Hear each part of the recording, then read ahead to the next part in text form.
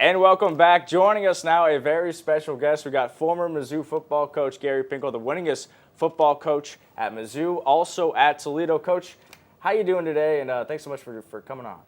I'm doing great. I'm real excited about this weekend and the football world, fans going, everything back to normal. I'm real excited about it. Well, week one opponent is Central Michigan, who comes from the MAC. And nobody knows the MAC better than you as a former player at Kent State and a coach at Toledo. What is the challenge that Mizzou faces taking on a MAC school right away? Well, first of all, you got to respect them. I mean, we beat Penn State, we beat Purdue when they were nationally ranked, and we had some good football teams. But you've got to respect them. And then the other side of that, you just focus on being the best you can be. You don't look at your opponent as a football team, evaluate them, and okay, we'll give this much effort to win. You know, what you do is you give your best effort. Play your A game, you got a chance to beat anybody, play your B game, anybody's got a chance to beat you. And so I think they're just focused on being the best they can be.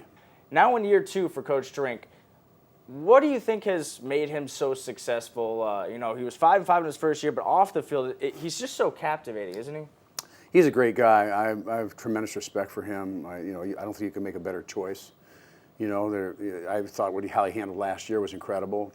Have a new head coach try to put in all the things that you need to put in to change your culture, and you don't get a chance to see your players. You don't get a chance to. I mean, it just was incredible. So I thought first year he did a tremendous job, and as you well know, he's doing a good job recruiting in state, which is hugely important. So you know, here we go. It's you know, one thing about our job, it's JWB, just win, baby, and that's kind of where we're at. Well, Coach Drinkwitz had you actually come talk to the team about a week or so ago. What was that like? What was your message to those current players? It was. He's just so nice to have me do that, because when I get up in front of those guys, I'm back. It's like my football team in there. So it kind of feeds me a little bit. It was very nice. And I think the focus was, that we got a chance to do a lot of great things here in the new South End Zone project. We're going to do some other things like that, and doing a lot of the great things. Our facilities are becoming as good as anybody in the country, and go for it. My message was, I've played in 4 divisional championship games, and I didn't win them. 2 of them we'd have gone to the national championship game, and that's my mistake. I didn't get that done. But you guys can be different. For you just to be in the South End Zone talking to a football team, that South End Zone would not be there without your vision with Mike Alden all those years ago. I bet that must have felt pretty special for you. Yeah, it really is. That's something that our next focus was in new indoor facility, which that's the great project we're building now too at the university. And then one night about 3 in the morning, that happened to me many, many times. I woke up at 7 in the morning and called Mike Alden and said, Mike, the more I read about what's happening around here, let's get a South End Zone. Let's get one in the stadium, a project that is one of the best in the nation, because that's the direction it's going. I'm sure you and Mike Alden had plenty of conversations about moving to the Southeastern Conference, and conference realignment is back now with Texas and Oklahoma joining the SEC. When you had those conversations with Mike all those years ago, did you foresee stuff like this happening, more teams like Texas, Oklahoma joining? Not really. That was really interesting, because there's a lot of things happening in our league, and some people threatening to go different places, and then there got to be a point where it was an opportunity for us.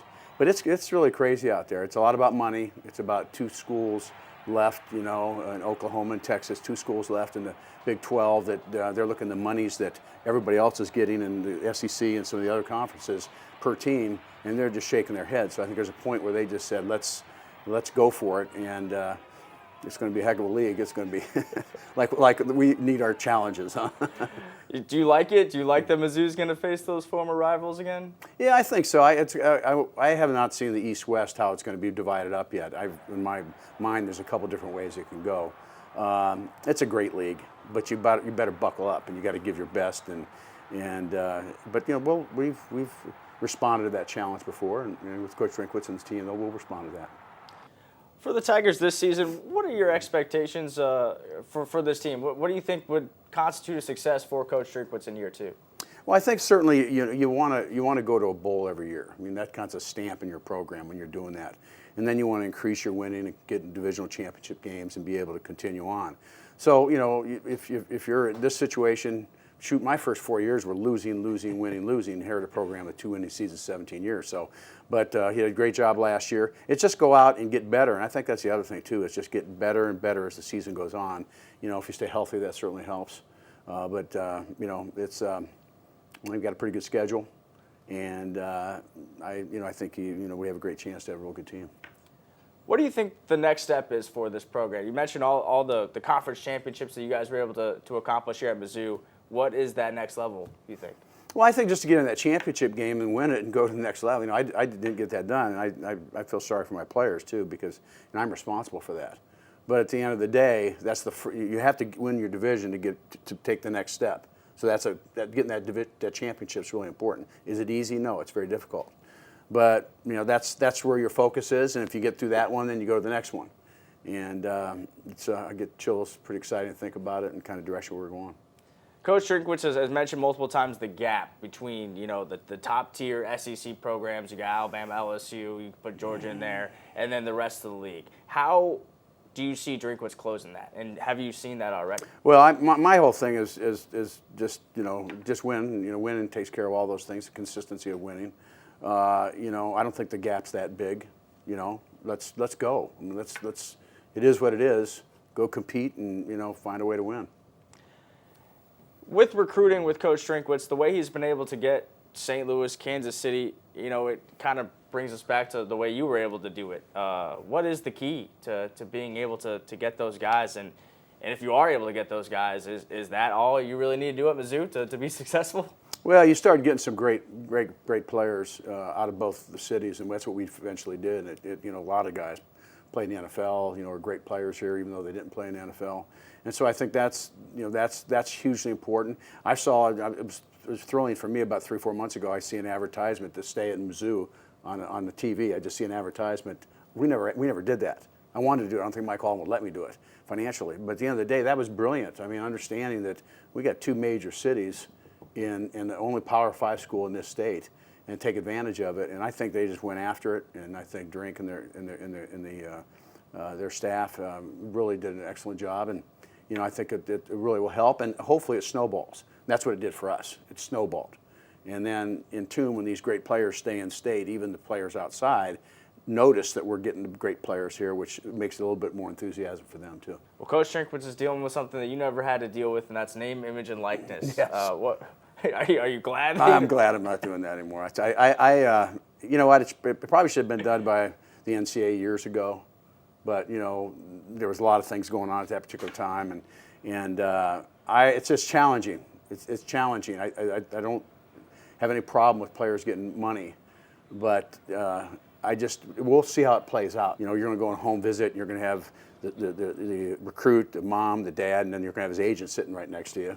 Although you're not allowed to talk to them, but they can have them in if they want to. You know how that's going to go? I can go on and on and on with this. So we'll see what happens. The other thing too is your quarterback's making $500,000 a year. You're the right guard, and you're making $60 a month.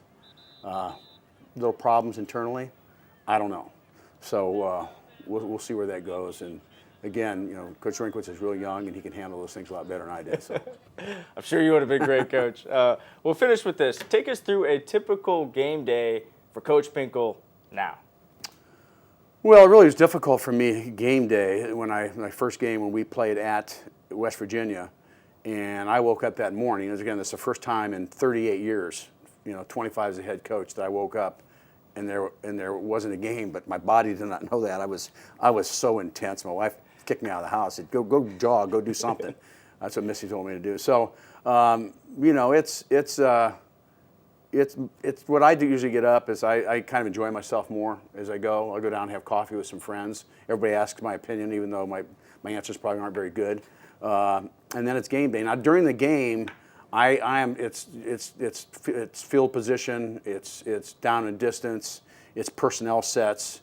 I can go on and on and on. And I watch it like a coach, and also watch it as a head coach in terms of personnel going in, that kind of thing. So I don't think I can't help that. And I almost want to be alone a little bit when I'm watching, even out in our stadium here. So I'm real excited about it, and I just always felt so honored to be a part of it. And a big thanks to my coaches, that helped build our program here at Mizzou, and a giant thanks to all my players. that stuck with us because we did something special here, and I think the special is going to continue. Well, Coach Pinkel, I really appreciate you taking the time to join us on our Return of the Tigers special. Be well, stay healthy, and hope to see you at Faurot Field sometime soon. Thanks. All right, we'll be right back after this.